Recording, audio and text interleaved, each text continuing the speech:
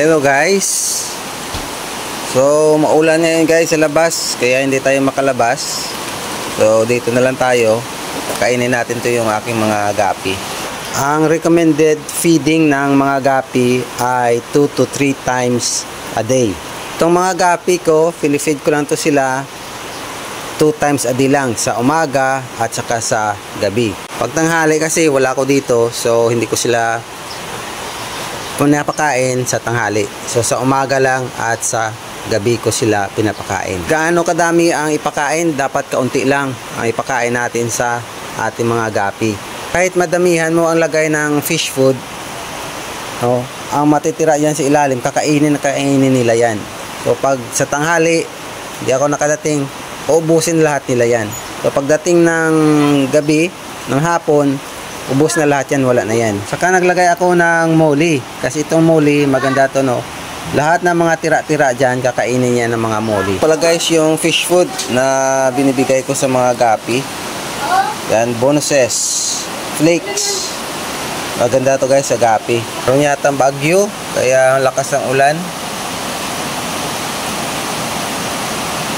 So yan guys, flakes. Ganda talaga tong bonuses na flakes para sa mga gapi, molis, tetra. Oh, ito yung pinapakain ko eh. Yan, oh, bonuses, flakes, fish food. Oh, sayang. Okay natin ulit. Yan, ito may natira pa. Ayan natin. Ay, kung mapansin nyo guys, sobrang dami, pero ubusin talaga nila yan. Walang matitira dyan pagkadating ng hapon. Yan sa ilalim naman, ayan o, pinakain niya ng mga moli. Totoo talaga lagyan to ng molis. Ayan o, molis. Kasi yung mga tira-tira na pagkain, kakainin niya ng mga molis. Ganda ito na tankmate ang molis sa gapi. Kasi itong mga molis, hindi nila inaawa yung mga gapi.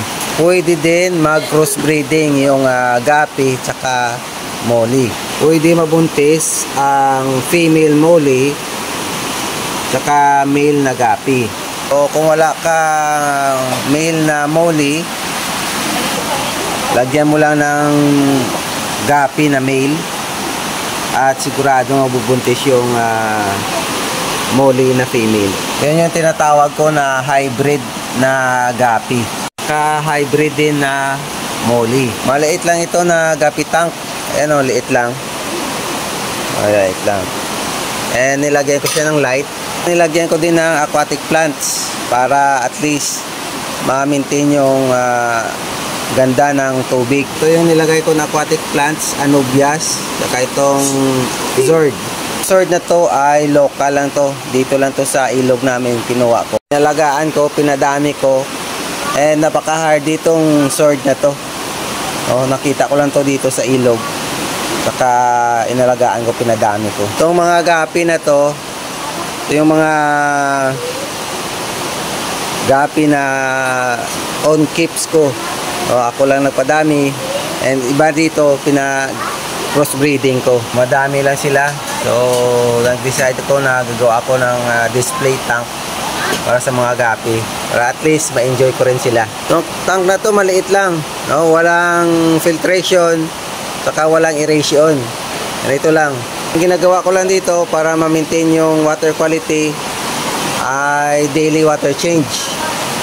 Pinapalitan ko ng tubig kada gabi. Pagpalit ko ng tubig dito, ginagawa ko gabi. Saka sa live makikita nyo, pinapalitan ko to ng tubig, itong tank na to. Light na binili ko, 6 watts lang ito na light. Nasa price nito nasa 350. Kasi itong tank, viewing tank to ng aking mga beta. So naka-stock lang kasi.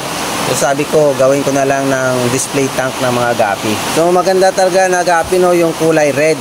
Kasi attractive pag red. Mayroon din ako mga gapi na kulay green. Pero hindi sila gaano attractive compare dito sa mga red. Madami akong mga green na mga gapi.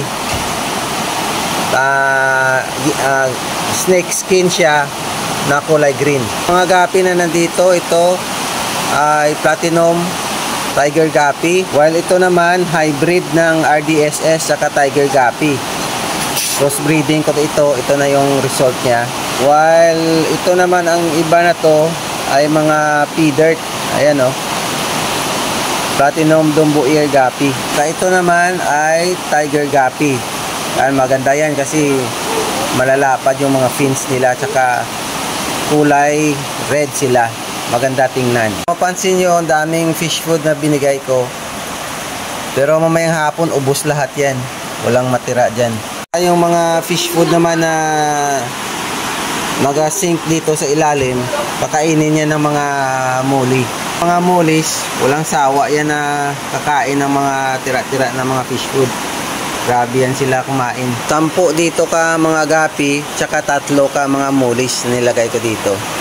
So, actually medyo maliit na nga to sa mga guppies eh. Medyo overcrowded na yung mga guppies dito. Pero, okay naman. Goods naman sila. Wala naman problema. Pinawasan ko na nga to yung mga guppy eh. Yung mga Tiger Guppy na malalaki ang fins, tinanggal ko na dito, binalik ko na dun sa tirahan nila. Ito na lang yung mga tinira ko dito. So later, mga next week siguro, palitan na naman natin yung mga isda dito. Lagay naman natin yung mga kulay green na mga guppy. Magsiset up ako ng panibagong mini guppy tank na lalagyan natin ng mga aquatic plants, lagyan natin ng aqua soil, then lagyan natin ng drift food. So just keep on tuning sa aking channel, at kung bago ka pa lang sa channel ko, don't forget to click the subscribe button and click the bell button para ma-notify ka sa pinakabagong video ko. Once again, thank you so much for watching and see you on my next video.